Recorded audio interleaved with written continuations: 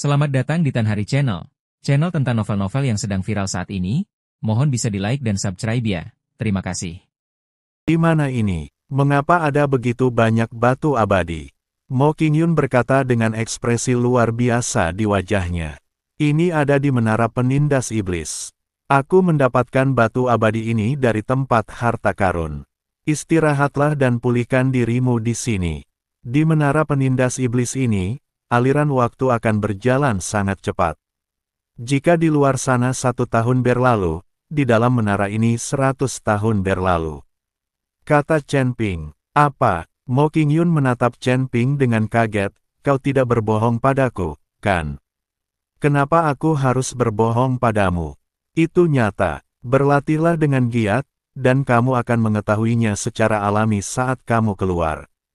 Setelah Chen Ping selesai berbicara, dia mengabaikan Mo Qingyun dan mulai berlatih dengan tenang.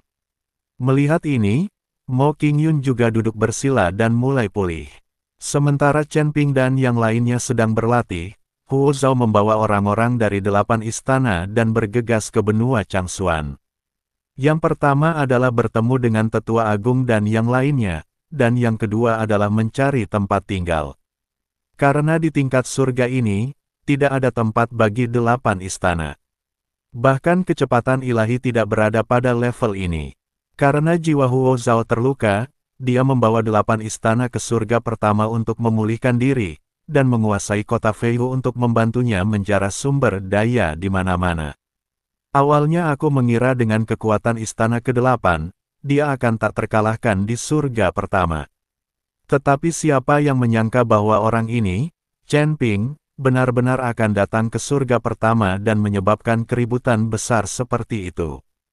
Sekarang Huo Zhao harus mendapatkan kembali kendali atas suatu tempat. Setelah banyak berpikir, benua Changxuan adalah yang paling cocok. Benua Changxuan sangat luas, lebih dari 10 kali ukuran kota Feihu. Di sini terdapat ratusan kota dan merupakan habitat terbesar bagi umat manusia. Namun, ras manusia di benua Changxuan pada umumnya tidak terlalu kuat, dan orang yang mengendalikan seluruh benua Changxuan hanyalah seorang abadi yang tersebar kelas 3. Hanya dengan cara inilah orang-orang istana ke-8, bersama para prajurit kota Feihu, dapat langsung menjarah sumber daya benua Changxuan dan menangkap orang-orang benua Changxuan sebagai budak. Yang kuat memangsa yang lemah, ini hukum abadi. 3 hari kemudian, Chen Ping pulih sepenuhnya, dan Mo Qingyun juga pulih. Tetapi tombak keluarga Mo-nya tidak akan pernah kembali. Bagaimana perasaanmu? Chen Ping bertanya. Butuh waktu hampir setahun untuk pulih, dan semuanya kembali normal. Mo Qingyun berkata sambil tersenyum.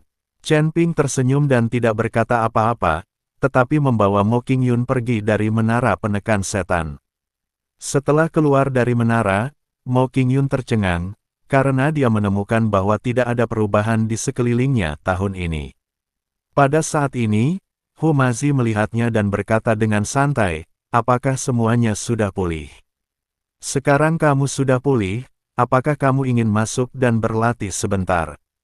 Chen Ping bertanya, aku tidak membutuhkannya, aku baik-baik saja sekarang, aku hanya tidak punya banyak jimat lagi. Aku harus mencari bahan untuk mendapatkan lebih banyak jimat. Kata Hu Mazi, rekan Taois, sudah berapa lama kita berlatih?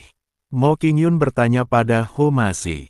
3 hari, baru 3 hari sekarang. Kata Hu Mazi, 3 hari. Mo Qingyun terkejut dan menatap Chen Ping dengan tak percaya. Sekarang dia tampaknya percaya apa yang dikatakan Chen Ping. 3 hari di luar, dan mereka menghabiskan hampir setahun di menara. Jika dia terus berlatih di menara, kecepatan latihannya akan 100 kali lebih cepat daripada yang lain. Mo Qingyun tampak sedikit bersemangat. Namun dalam sekejap, ekspresi Mo Qingyun tiba-tiba berubah, rusak. Ada apa? Chen Ping bertanya dengan bingung. Benua Changxuan sedang dalam masalah. Seseorang secara paksa mengendalikan seluruh benua Changxuan. Mo Qingyun berkata dengan cemas. Bagaimana kamu tahu? Apakah kamu dari benua Changxuan? Chen Ping bertanya. Mo Qingyun menggelengkan kepalanya, saya bukan dari benua Changxuan, tetapi saya telah tinggal di benua Changsuan selama bertahun-tahun.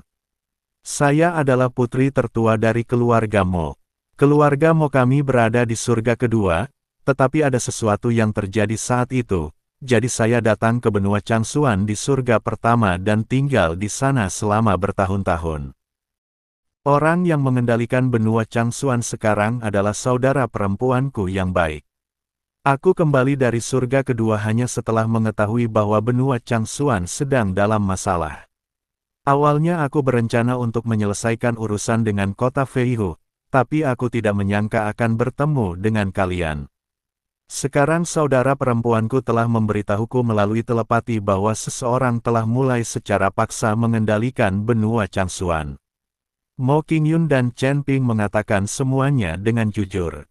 Karena Chen Ping telah membawanya ke menara penekan setan, Mo Qingyun tidak akan lagi memperlakukan Chen Ping sebagai orang luar. Jadi dia tidak lagi waspada terhadap Chen Ping. Seharusnya itu orang dari istana ke-8. Aku akan menemanimu ke benua Changsuan untuk melihatnya, kata Chen Ping. Bagaimanapun, Mo Qingyun telah banyak membantunya, dan sekarang Chen Ping tidak bisa hanya berdiam diri dan melihatnya mati. Dia juga ingin pergi ke wilayah manusia untuk melihat apakah dia bisa bertemu Suyuki. Kakak, aku ikut denganmu. Sang Dewa Gila tiba-tiba muncul dan berkata, sebaiknya kau tetap di kota Badak. Kau berasal dari suku binatang, jadi tidak cocok bagimu untuk pergi ke tempat di mana ras manusia berada. Tuan Hu, ikutlah denganku. Dia manusia, Chen Ping berkata kepada Hu Masi. Ah, apakah aku masih harus berlarian denganmu? Kau hampir membunuhku kali ini. Jika aku pergi bersamamu, apa yang akan terjadi pada kedua anak ayamku? Hu Masi enggan. Ya, bawa saja mereka. Kedua wanita itu juga manusia. Sudah tepat untuk membawa mereka ke benua Changsuan agar mereka bisa kembali ke kehidupan normal. Kata Chen Ping, tidak mungkin bagi dua wanita berada di Rhino City, tidak melakukan apapun dan menunggu Hu Mazi melakukannya setiap hari. Tidak apa-apa, Hu Mazi mengangguk ketika mendengarnya. Chen Ping tidak berkata apa-apa lagi, dia hanya mengucapkan selamat tinggal kepada Godfly dan pergi. Dia tidak mengikuti Bai Yi dan mengatakan bahwa, bagaimanapun juga, Bai Yi masih sedih. Chen Ping harus menemukan cara untuk membawa Bai Qian ke surga, sehingga akan ada seseorang yang menemani Bai Yi, itu akan lebih baik. Chen Ping dan anak buahnya langsung menuju benua Changsuan, membawa serta Guru Huo. Jika penghancuran benua Changsuan benar-benar merupakan pekerjaan istana ke-8, maka gunakanlah Master Huo untuk mengancam Huo Zhao. Tetapi pada saat ini, benua Changsuan telah dilanda kekacauan. Ketika Tetua Agung Istana ke-8 membawa rakyatnya ke benua Changsuan sudah dalam kekacauan. Sekarang Huo Zhao telah membawa orang ke sini secara langsung, dan kini benua Changsuan tidak memiliki kemampuan untuk melawan sama sekali.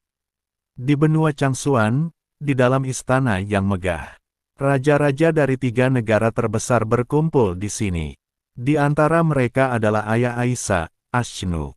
Orang-orang ini berkumpul di sini, menunggu teratai biru, pengendali benua Changsuan.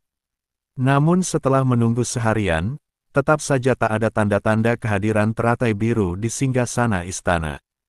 Menurutku, kita harus berhenti menunggu dan menyerah saja. Bahkan jika Xuan Fei datang, dia tidak sebanding dengan orang-orang itu.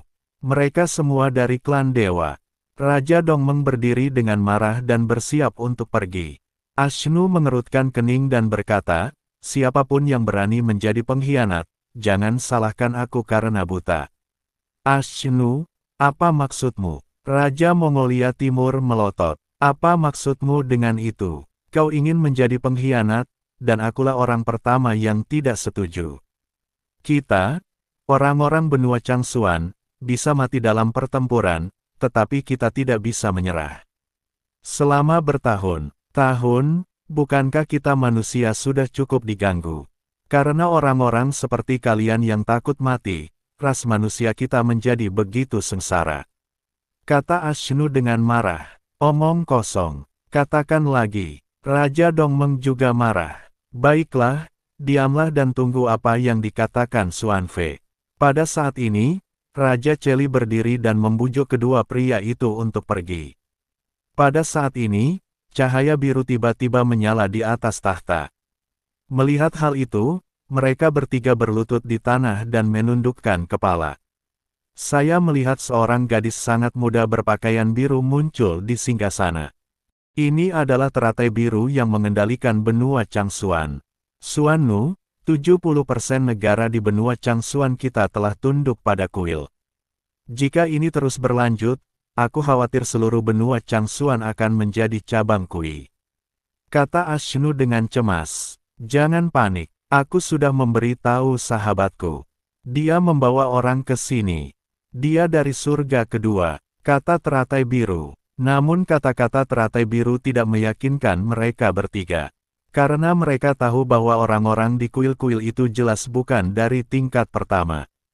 Lagi pula, para dewa dianggap sangat berkuasa di seluruh surga, kalau tidak, mereka tidak akan mampu menciptakan ras mereka sendiri dan menjadi begitu sombong serta memandang rendah semua orang. Oleh karena itu, bahkan jika seseorang dari surga kedua datang membantu, kemungkinan besar itu tidak akan ada gunanya. Xuan Nu, aku ingin tahu kapan bantuan akan tiba. Aku khawatir dalam beberapa hari, seluruh benua Changsuan kita akan jatuh.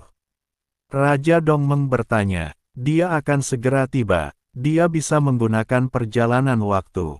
Perjalanan ini akan cepat. Jangan panik. Teratai biru berkata dengan sangat tenang. Tetapi hanya dia sendiri yang tahu betapa paniknya dia saat ini. Belum lama ini, kota itu diserang oleh kota Feihu. Tidak hanya kehilangan sejumlah besar sumber daya, tetapi banyak juga orang yang ditangkap dan digunakan sebagai budak. Sekarang orang-orang dari kuil datang lagi dengan sangat cepat, yang membuatnya sangat panik. Meskipun seluruh benua Changsuan luas dan memiliki banyak kultivator, kekuatan umum mereka tidak tinggi. Tidak ada cara untuk melawan serangan di kuil. Menghadapi orang-orang itu di kuil, mereka tidak punya pilihan selain menyerah atau menunggu untuk dibantai. Satu-satunya harapannya sekarang adalah Mo Qingyun dapat datang dengan cepat dan membawa orang untuk membantunya membalikkan kekalahan. Pada saat ini, di wilayah udara benua Changsuan, cahaya putih yang menyilaukan tiba-tiba menyala, diikuti oleh serangkaian sosok yang muncul. Orang-orang ini adalah Chen Ping dan kelompoknya. Kali ini, tidak seperti sebelumnya, mereka akan muncul dalam susunan teleportasi. Kali ini mereka benar-benar muncul di udara. Melihat gedung-gedung tinggi yang berdiri di bawah kakinya, Chen Ping merasa sedikit bingung. Bukankah kita menggunakan susunan teleportasi? Chen Ping bertanya, karena ketika dia berada dalam cahaya putih tadi, dia merasakan tekanan yang tidak dapat dijelaskan, dan Chen Ping hanya bisa menggunakan kekuatannya untuk melindungi tubuhnya. Jika itu adalah susunan teleportasi, situasi ini tidak akan mungkin terjadi. Tentu saja tidak. Ini adalah perjalanan waktu, yang jauh lebih berguna daripada susunan teleportasi. Susunan teleportasi mengharuskan kedua lokasi memiliki susunan, dan keduanya harus terhubung satu sama lain. Mo Qingyun mengikuti Chen Ping untuk menjelaskan. Perjalanan waktu. Chen Ping tiba-tiba menyadari, ini seharusnya merupakan versi teleportasi yang disempurnakan, bukan? Chen Ping tahu bahwa teleportasi dapat memungkinkan seseorang berpindah dari satu tempat ke tempat lain secara instan. Tetapi jarak teleportasi biasanya sangat pendek. Perjalanan waktu dan ruang seperti ini dapat melibatkan jarak puluhan ribu atau bahkan ratusan ribu mil. Saya rasa begitu. Mo Qingyun mengangguk, lalu menukik ke bawah. Begitu mereka mendarat di tanah, mereka ditatap oleh seorang pria dengan tatapan waspada. Siapa kamu? Pria itu sangat waspada. Apakah ini benua Changsuan? Mo Qingyun bertanya. Tidak buruk. Pria itu mengangguk. Aku di sini untuk mencari Xuan Feimu, kata Mo Qingyun. Mencari Xuan Nu kita. Pria itu tertegun, lalu menatap Mo Qingyun dan berkata, apa yang ingin kamu lakukan dengan Xuan Nu kami? Aku temannya, Dan dia datang untuk memintaku datang. Apakah benua Changsuanmu sedang diserang? Mo Qingyun bertanya. Ya, pria itu mengangguk, dengan sedikit keterkejutan di wajahnya. Apakah Anda pembantu yang diundang oleh Xuan Fei? Saya rasa begitu, kata Mo Qingyun.